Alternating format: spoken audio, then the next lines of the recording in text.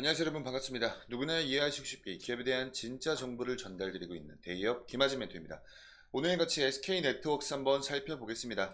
아마 우리 주주님들은 당연히 알고 계실 내용이지만 이제 좀 이 SK네트워크스가 이 기업의 운영 방식 자체를 AI 중심의 사업형 투자회사로 변신을 할 계획이다 라는 것쯤은 다들 알고 계실 거예요. 자, 근데 요번에 요거 관련한 이슈가 하나 올라왔습니다. 바로 SK렌터카를 매각을 추진한다는 내용이죠. 그리고 그 매각 대금을 이용해서 본인들이 지금 앞으로 나아가고 있는 이 AI 중심 사업 개편을 위한 속도를 낼 것이다. 이런 내용의 공시가 올라왔습니다. 그래서 오늘은 제가 그 공시를 같이 한번 좀 체크를 도와드릴 건데요. 이 공시만 딸랑 체크를 도와드리면 사실 너무나 좀 단편적인 그런 시각을 좀 갖게 될 수가 있기 때문에 좀 이 히스토리를 좀 붙여서 왜 얘네가 이렇게 왔는지가 어디서부터 어디까지 왔는지 이런 부분들 좀 제가 잘 풀어서 설명을 한번 해드리는 시간을 가져보도록 할게요.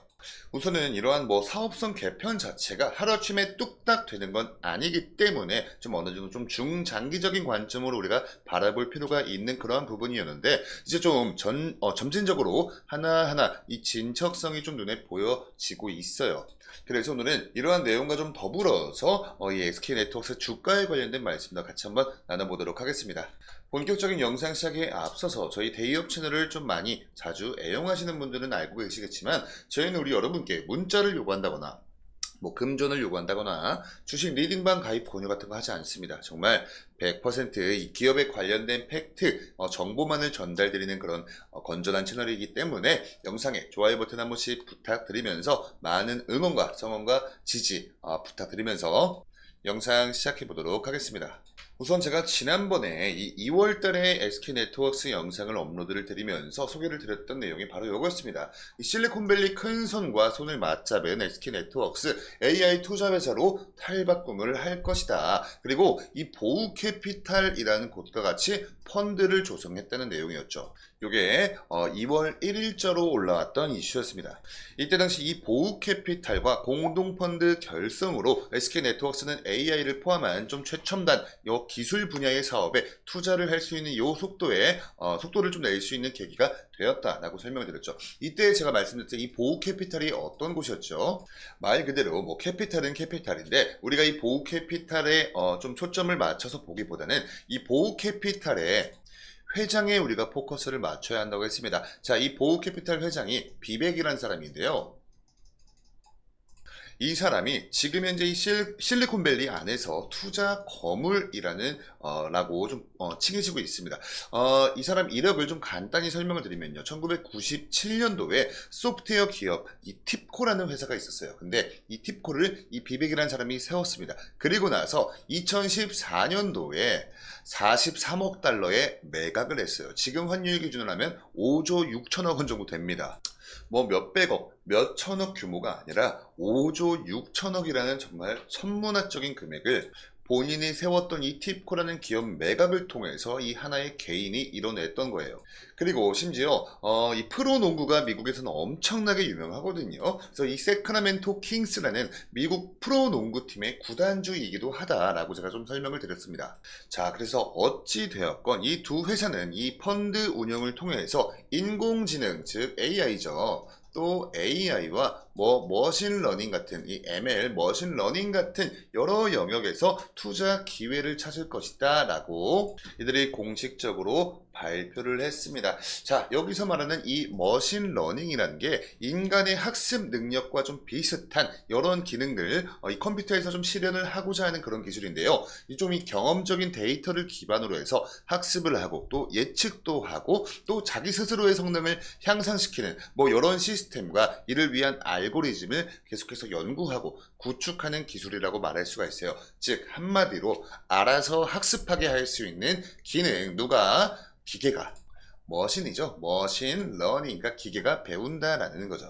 그래서 이게 2월 1일자로 올라왔던 이슈였는데, 실질적으로 이 AI 사업 투자형 회사로 나아가겠다라는 공시가 2월 중순쯤에 올라왔습니다. 장래 사업 경영 계획이라고 해서 2월 16일자에 공시가 올라왔어요. 이 장래 계획상 보시면요. 중장기 AI 중심 사업형 투자 회사로의 성장 전략에서 뭐 쭉 내려보시면 뭐 SK 매직해서 뭐 실버케어, 헬스케어, 뭐 AI 제품, 엔코아, AI 도입규약 투자 뭐 등등등 해가지고 굉장히 앞으로 이 AI 중심 사업형 투자 회사로 전환을 위한 본격화를 시작할 것이다라는 공시가 2월 16일에 올라왔었습니다. 자, 그러면서 우리 주주님들을 위한 주주 환원 정책 또한 소개를 했었어요. 중간 배당을 도입을 할 것이고, 이 투자 유치 확보 목적을 위한 여러 일부 자사주를 제외하고 자사주 매입 즉시 소각 원칙도 확립을 하겠다. 이런 내용이 있었습니다. 자, 그리고 요거가 나온 다음에 그 다음으로는 뭐 좀 이렇게 3월달 들어오면서까지 별다른 그런 이슈가 없었어요. 근데 3월 거의 말 정도쯤에 하나의 공시가 다시 올라옵니다. 자, 이렇게 보시면요.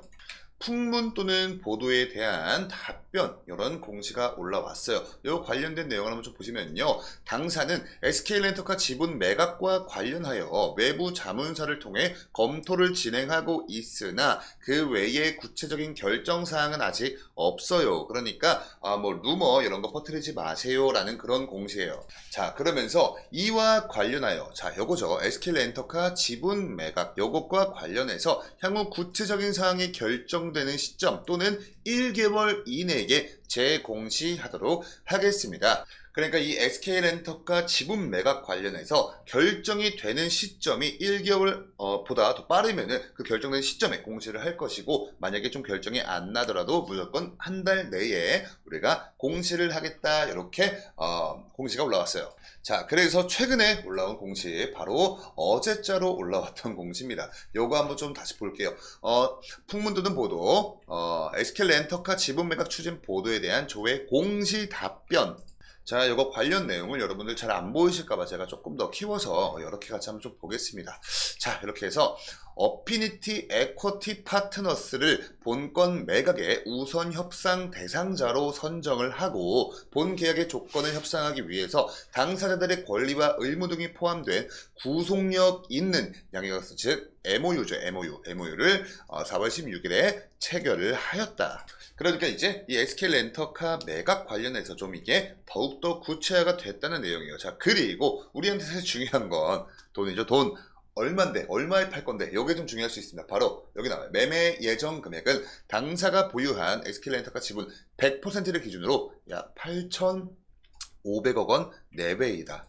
거의 뭐 지금 이 SK네트워크스 시가총액의 50%가 넘어가는 그런 엄청난 금액입니다. 자, 아무튼 이제부터는 우리가 좀 집중해서 봐야 할 포인트가 이제 나옵니다, 여러분. 자, 여기 나와요. 기타 이 세부적인 사항은 실제 진행 과정 및 내부 일정에 따라 뭐 당연히 뭐 변경은 될 수 있겠죠. 자, 근데 중요한 내용이 여기 나와요. 확정되는 시점, 그러니까 이 추후 관련된 사항들이 확정되는 시점 또는 3개월 이내에 재공시를 하겠다. 그러니까 최대 우리가 7월 16일 안에는 요 관련된 내용이 어느 정도 확정이 돼서 재발표가 되겠다라는 내용입니다. 그러니까 지금 제 영상을 보고 계신 우리 여러분들은 저 7월 16일을 기점으로 해서 좀 잘 염두에 두어야 하셔야 한다, 이렇게 좀 말씀을 드리고 싶고요. 분명히 이 기간이 도래하기 전에 주가의 변동성은 어느 정도 가져갈 확률이 굉장히 많습니다. 그 이유인 즉슨 지금 현재 SK렌터카의 시가총액이 SK네트워크스죠. SK네트워크 시가총액이 1조 한 2천억 원 정도 되거든요.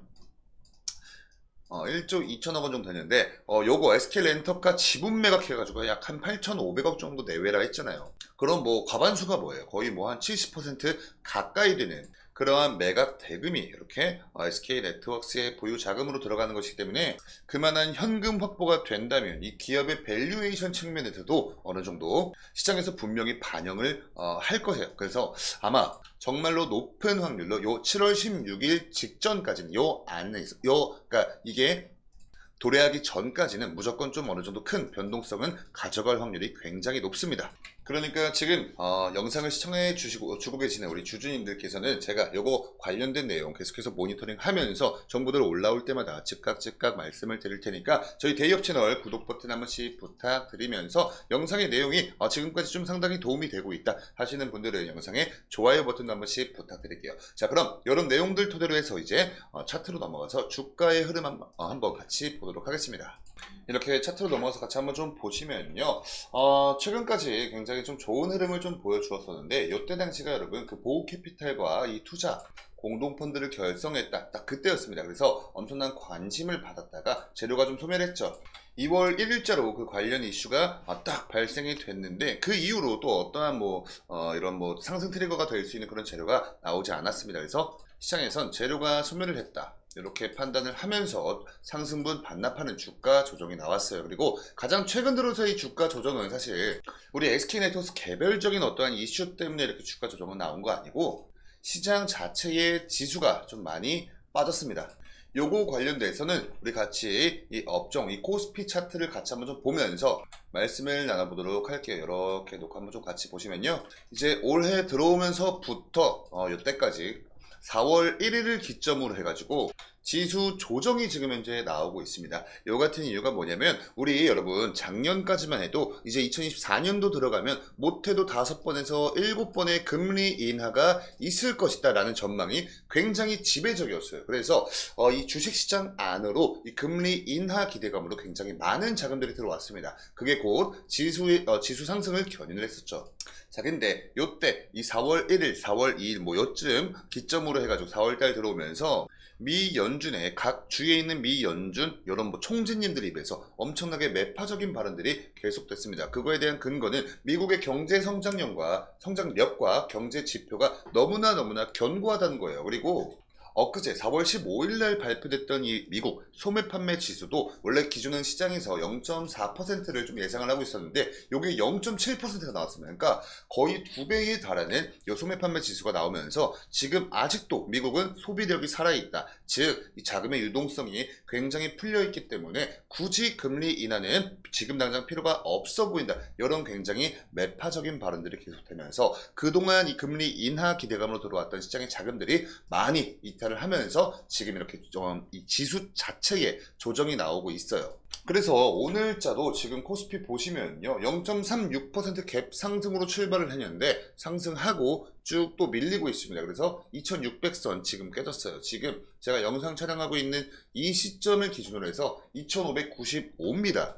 자, 어찌됐든 지금 현재 이렇게 이 시장 자체가 굉장히 좋지 못합니다. 그래서 우리 SK네트워크 또한 조금 이렇게 좀 힘없이 밀리는 모습을 보여주면서 그동안 이 구간에서 좀 박스권을 만들어줬던 구간, 이 박스권 안으로 지금 현재 다시 들어왔죠. 자, 그래서 오늘 영상에서는 사실 이런 거시경제 쪽인 이런 지수 같은 부분은 사실 우리가 어떻게 할 수 있는 부분은 아니기 때문에 오늘 영상에서 좀 단기적인 지지라인과 저항 구간에 대해서 좀 설명을 드려보자면요.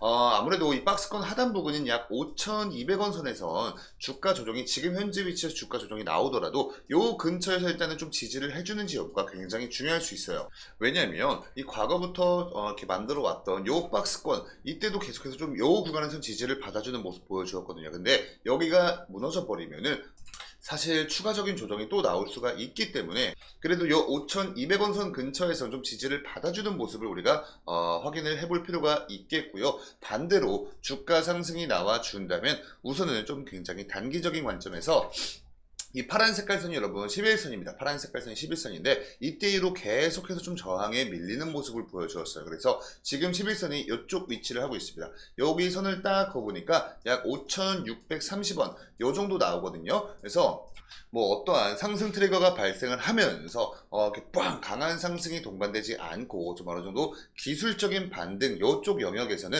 그래도 요 한 5,630원 이 11선 근처에서는 일단은 저항에 밀릴 가능성이 좀 높아 보입니다.